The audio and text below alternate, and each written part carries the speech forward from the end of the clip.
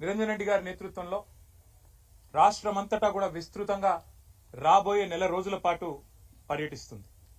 ఈ నెల రోజుల్లో రైతు సంఘాలు, రైతులు, వివిధ సమూహాలతో ఎక్కడికక్కడ మరి కలుస్తుంది.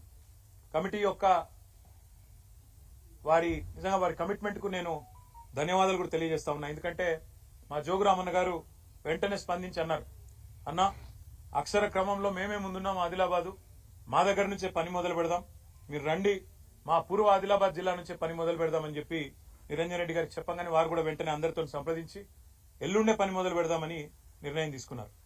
24వ తారీఖు నుంచి ఈ కమిటీ మరి పూర్వ ఆదిలాబాద్ జిల్లా నుంచి తన పనిని ప్రారంభించి రాబోయే నెల రోజుల పాటు అన్ని జిల్లాలు దాదాపుగా అన్ని వర్గాల రైతులను, వ్యవసాయదారులను అందరినీ కలిసి ఏ రకమైన ఇబ్బందులున్నాయి, రుణమాఫీ ఎంత మేరకు జరిగింది, రైతు భరోసా ఎంత మేరకు రాబోతున్నది, అసలు రాష్ట్రంలో ఏం జరుగుతా ఉంది, కరెంటు సరఫరా ఎట్లున్నది, నీటి పరిస్థితి ఏంది, సాగునీటి పరిస్థితి ఏంది, రైతులు ఏ రకంగా ఇబ్బందులు ఎదుర్కొంటున్నారు, మద్దతు ధర పరిస్థితి ఏంది, బోనస్ ఏంది, కొనుగోలు కేంద్రాలు ఏంది, అసలు రాష్ట్రంలో రైతు వేదికలు ఏవైతే 2603 ఆనాడు కేసీఆర్ గారి నాయకత్వంలో కట్టుకున్నామో ఆశించిన ప్రయోజనం గాని ఉద్దేశించిన లక్ష్యం గాని నెరవేరుతున్నదా, వాటి వల్ల ఏం జరుగుతున్నది, ఇవన్నీ కూడా అన్ని జిల్లాల్లో పర్యటించి ఎక్కడికక్కడ రైతాంగంతో మాట్లాడి వారిలో భరోసాను కూడా నింపడానికి. ఈ ఉద్దేశం ఏంటంటే రైతులు ఇవాళ నిస్పృహలో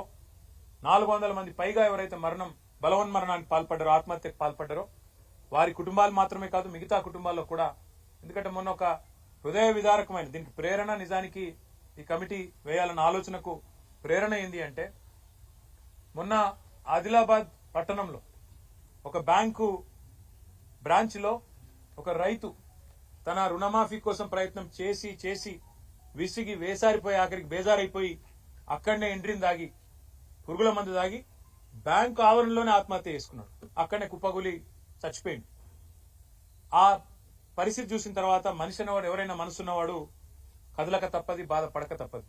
అందుకే ఈ వ్యవసాయ కమిషన్ కు, వ్యవసాయ శాఖ మంత్రి గారికి, రాష్ట్ర ప్రభుత్వానికి ప్రధాన ప్రతిపక్షంగా, అదేవిధంగా మా ప్రధాన ప్రతిపక్ష నాయకుడైన కేసీఆర్ గారికి ఒక నివేదిక అందజేసి రాష్ట్ర ప్రభుత్వాన్ని కూడా క్రియాశీలంగా, నిర్మాణాత్మకంగా ఒక మంచి ఆలోచనతో, మాకేమి రాజకీయపరమైన ఎజెండా లేదు ఇందులో, ఒక మంచి ఆలోచన, రైతాంగానికి అండగా నిలబడాలన్న ఆలోచన తప్ప వేరే లేనేలేదు.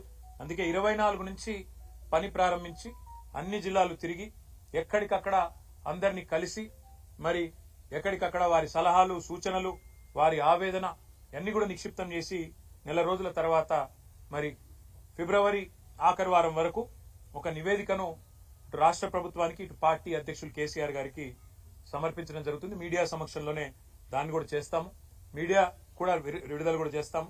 తప్పకుండా అందులో ఏ మేరకు రైతు డిక్లరేషన్, రాహుల్ గాంధీ గారు విడుదల చేసిన రైతు డిక్లరేషన్ ఈ సంవత్సర కాలంలో అమలయ్యింది, దాని యొక్క అమలు ఎంత మేరకు జరిగింది అనేది కూడా తప్పకుండా అధ్యయనం చేస్తాం. రుణమాఫీ ఎంత మేరకు జరిగింది అది కూడా అధ్యయనం చేస్తాం. బలవన్మరణాలకు, ఆత్మహత్యలకు గల కారణం ఏంది, ఎందుకు జరుగుతున్నాయి, మద్దతు ధర వస్తున్నదా, పత్తికి వస్తుందా, కందికి వస్తున్నదా, సోయాకు వస్తున్నదా, మొక్కజొన్నకు వస్తున్నదా, చెరుకుకు వస్తున్నదా, మిర్చికి వస్తున్నదా, మొత్తం తిరిగి ఎక్కడికక్కడ అధ్యయనం చేస్తాం.